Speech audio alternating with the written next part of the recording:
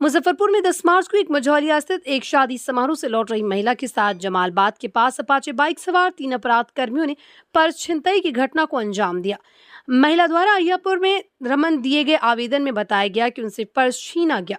Purse में सोना, चांदी व नकद थे, जिसके बाद इस मामले में कार्रवाई करते हुए पुलिस ने 5 अपराध कर्मियों को गिरफ्तार कर लिया। गिरफ्तार अपराधियों ने अपनी संलिप्तता इस कांड में स्वीकार कर ली है। साथ ही जिस सुनार द्वारा सोने चांदी बेचे गए थे उसकी भी बात कही गई। पुलिस ने 3 बाइक सहित एक मोबाइल भी जब्त किया है। दिनांक 10/3/2026 को एक महिला के द्वारा लिखित आवेदन समर्पित किया गया था अय्यापुर थाना क्षेत्र में, जिसमें उनके द्वारा बताया गया कि साकिब मझौलिया अय्यापुर से वो एक शादी समारोह में भाग लेकर जब लौट रही थी तो जमालाबाद मोड़ के पास अपाची मोटरसाइकिल पर सवार 3 अपराधकर्मी तथा उनके सहयोगियों के द्वारा इनके बैग को छीन कर भागा गया, जिसमें इनके बैग में रखे सोना, चांदी तथा अन्य आभूषण और थोड़े नगद रुपए उसकी छिनतई की गई थी। इस घटना के क्रम में अय्यापुर थाना कांड संख्या 549/26 दिनांक 16/3/2026 को छिनतई की धारा में दर्ज की गई थी और इसके लिए एक विशेष टीम का गठन किया गया था, जिनके द्वारा लगातार छापामारी की जा रही थी। और कल इसी संबंध में दिनांक 17/3/2026 को 5 अभियुक्तों को जो इस कांड में संलिप्त थे उनको गिरफ्तार किया गया है।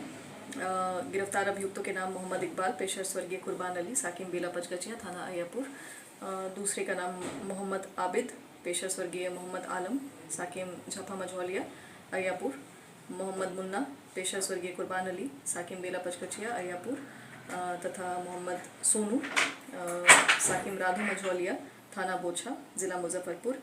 इन 4 अभियुक्तों के द्वारा छिनतई की घटना कारित की जा रही थी और घटना कारित करने के बाद जो सोने चांदी के आभूषण थे उनको जिस सोनार को इनके द्वारा बेचा जा रहा था उनकी भी कल गिरफ्तारी की गई है। उनका नाम अनीश कुमार पेशर भरत सा साकिम आदि गोपालपुर सरब्दीपुर बाजार के पास से थाना बोछा से इनको गिरफ्तार किया गया है। और इनके द्वारा जो 4 अभियुक्त छिनतई की घटना में संलिप्त थे उनके द्वारा भी अपने कन्फेशनल स्टेटमेंट में घटना को कारित करने की बात को स्वीकार किया गया है तथा जो सुनार है उनको सभी आभूषण को बेचने की बात स्वीकार की गई है। सुनार के द्वारा भी इस संबंध में कन्फेशनल स्टेटमेंट में इस चीज़ को सकारा गया है।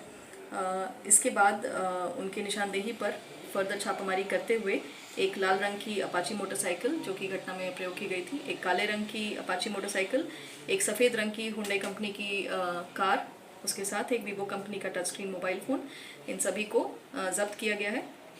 सुनार की निशानदेही पर 3 हनुमानी, 1 ढोलना, 8 नाक का नथिया, 2 जोड़ी कान का टॉप्स, 3 जोड़ी कान की बाली, इन सभी सोने जैसे पदार्थ को बरामद करके इसको सील किया गया है। इसमें सोनार पट्टी का भी कोई नगर थाना क्षेत्र में छापामारी की गई थी कल? नगर थाना क्षेत्र में छापामारी की गई थी इस संदर्भ में कि जो सुनार इस आभूषण को गलाकर बेचते हैं तो वो जिस जगह पर जाते हैं उनकी संलिप्तता के संदर्भ में बाकी लोगों से भी पूछताछ की गई, लेकिन पूछताछ के क्रम में सिर्फ यही 5 लोगों की संलिप्तता इस कांड में आई है। फर्दर और जिनको डिटेन किया गया था उनकी संलिप्तता कांड में नहीं। क्या इन लोग का गिरोह वगैरह है? गिरोह में और भी लोग शामिल है? ये सब इनका गिरोह है जिसमें से 4 अभियुक्त अभी गिरफ्तार हुए हैं। इन पर टेक्निकल इन्वेस्टिगेशन और साइंटिफिक इन्वेस्टिगेशन अभी जारी है। स्पेशल टीम का गठन किया गया है छिनतई की घटनाओं को देखते हुए उनके मद्देनजर, और जो बाकी भी इनके अन्य साथी सहयोगी जो अपराधकर्मी हैं उनको भी जल्दी गिरफ्तार किया जाएगा। क्रिमिनल हिस्ट्री भी कुछ मिला है क्या? क्रिमिनल हिस्ट्री इनका सारे प्लेटफॉर्म पे हम लोग देख रहे हैं और इनका क्रिमिनल हिस्ट्री खंगाला जा रहा है, उसकी भी जानकारी आपको दी जाएगी। झपा में बैंक लूट का प्रयास हुआ था, उसमें भी लोग हैं क्या? अभी इनकी क्रिमिनल हिस्ट्री हम लोग देख रहे हैं, उसमें अगर इनका नाम सामने आएगा तो आपको उसकी जानकारी